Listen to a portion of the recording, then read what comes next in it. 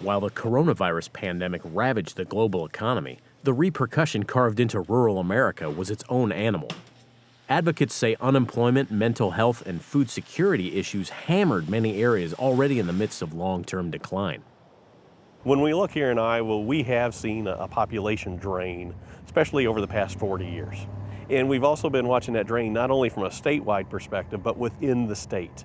We have seen our rural communities getting smaller, and our urban and suburban communities are where we've seen the tremendous growth.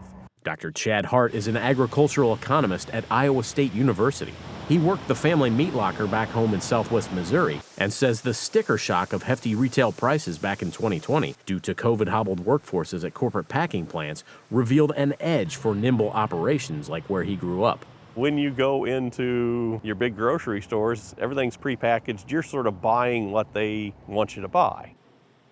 Whereas when you're working with a small meat locker, oftentimes you can custom order. It's like, okay, you want your steaks how thick? You want your hamburger in half-pound, pound, 2-pound packages. And that's something that a smaller business does have some more agility to do. In spring of 2022, the Biden administration announced a roughly $1 billion investment to help strengthen meat supply chains. A lame duck Congress and the White House followed up early this year with millions more to stir competition and boost more small processors. Every move that the government makes has some trade-off to it.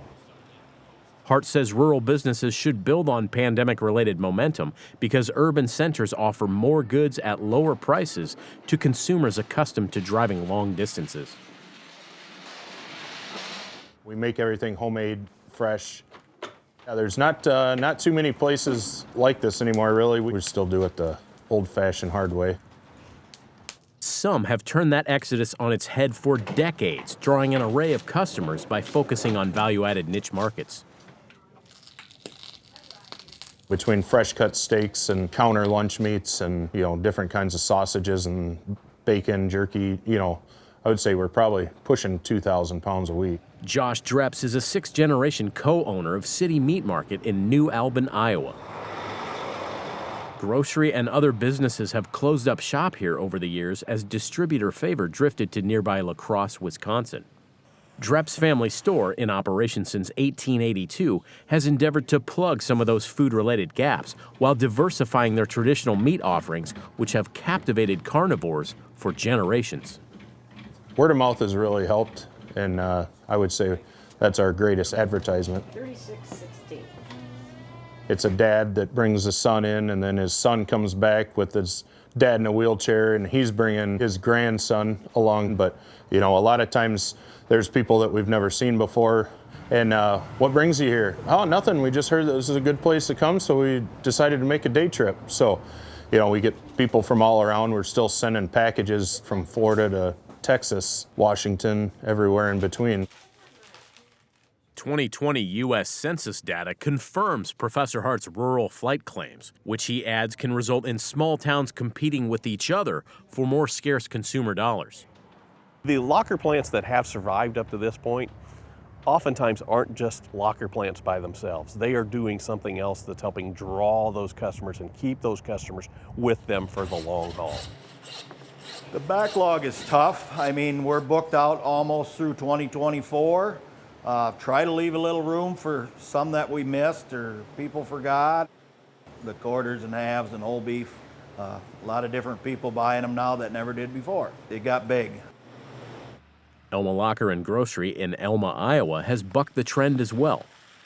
Co-owner Roger Merrick says business has skyrocketed since 2020, but input shortages and rising labor costs have ridden shotgun.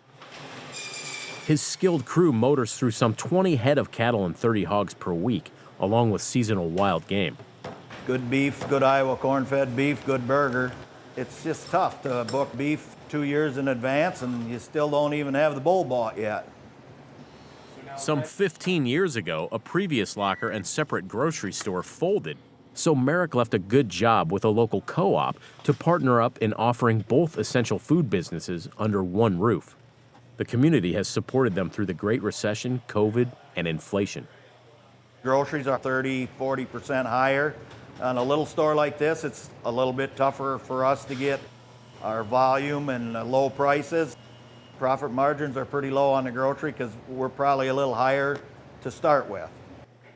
Traditionally, Meat Locker market advantage lies in affordable bulk meat prices driven through multi-party client deals. Both Elma and New Albany have gone against the grain, slowing population losses to a drip over the past decade. Observers claim such novel approaches could help stoke more resilient main streets elsewhere, but many scratch their head about what the future holds. The virus changed a lot of things for folks, and we're trying to figure out which changes are going to stick with us in the long run and which changes are going to fade away. Are consumers willing to deal with less choice, possibly higher cost, in order to keep that local business viable and running? Or will we fall back and say, no, we like the convenience of buying from those regional centers or buying online and having that brought to us? For Market to Market, I'm Josh Bittner.